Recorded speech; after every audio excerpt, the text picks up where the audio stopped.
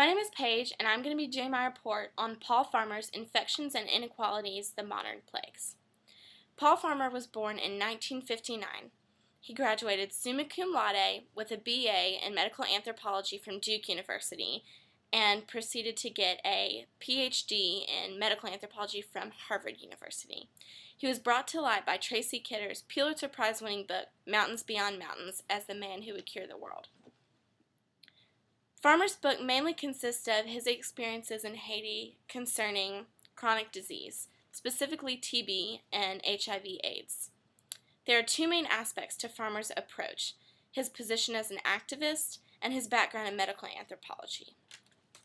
As an activist, he founded Partners in Health, which is a worldwide health organization that originated from Farmer's work in the Central Plateau of Haiti. He's also won a number of awards, including the American Medical Association's Dr. Nathan Davis International Award in Medicine. He still speaks at many conventions and commencement ceremonies today. As far as his background in medical anthropology, he provides the unique perspective of a physician and an anthropologist. He argues that TB and AIDS issues have much more to do with social inequality as they do. They have as much to do with social inequality as they do microorganisms.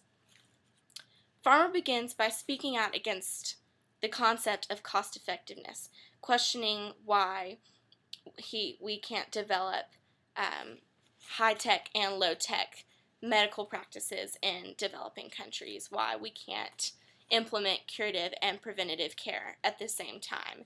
And with this argument, he really highlights the inequality of medical care in developing countries.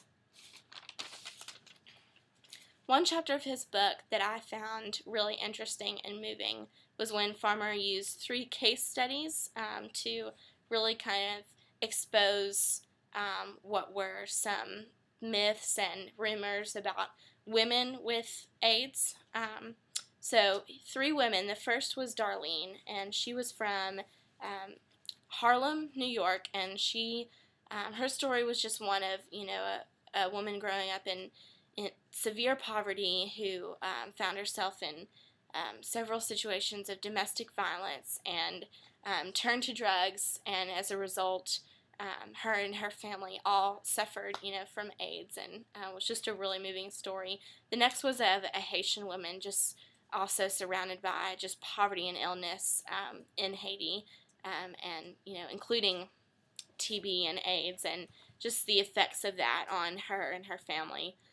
And the third story was my favorite, about Lada, a woman from Bombay who from an early age was sold into human trafficking in the red light district, and as AIDS awareness kind of increased, she became a really big role model and just a kind of an activist in the ring of prostitution there, just spreading AIDS awareness and eventually becoming infected with HIV herself.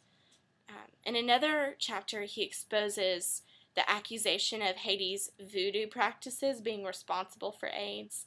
I really liked this chapter also because it really took all of the stereotypes in the 80s that people had about AIDS and Haiti and just went into depth about them because I wasn't really aware of the stereotypes, and then exposed them. And he even confronted medical anthropologists who suggested that AIDS and HIV were more of a cause of the Haitian people and their culture and their behavior than anything else. And he even quoted physicians in the 1983 Annals of Internal Medicine. These physicians were actually affiliated with MIT, and when they were relaying the details of a visit that they took to Haiti, they said, "It seems reasonable to consider voodoo practices a cause of this syndrome."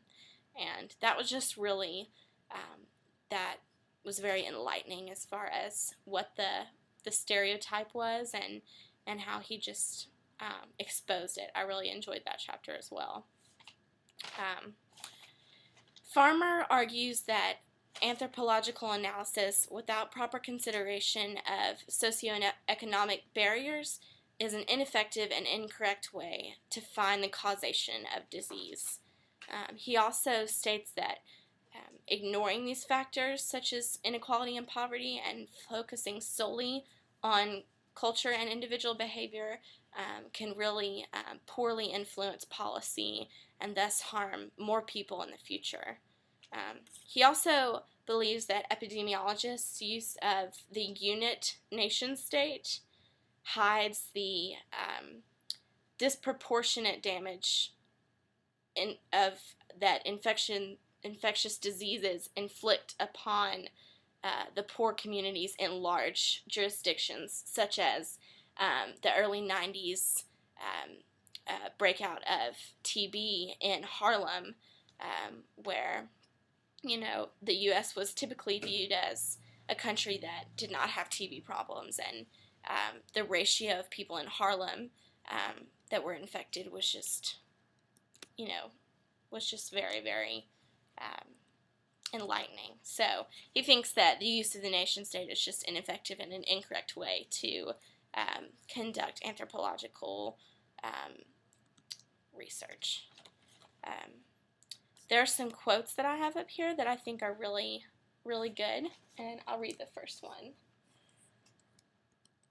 This one is by Paul Farmer himself, and it says, "The poorest parts of the world are by and large the places in which one can best view the worst of medicine, and not because doctors in the countries have different ideas about what constitutes modern medicine.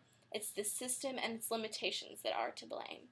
And here he just kind of expounds upon the weaknesses in people's arguments that doctors have different ideas of medicine, and that's why health is so poor. He really says it's the limitations.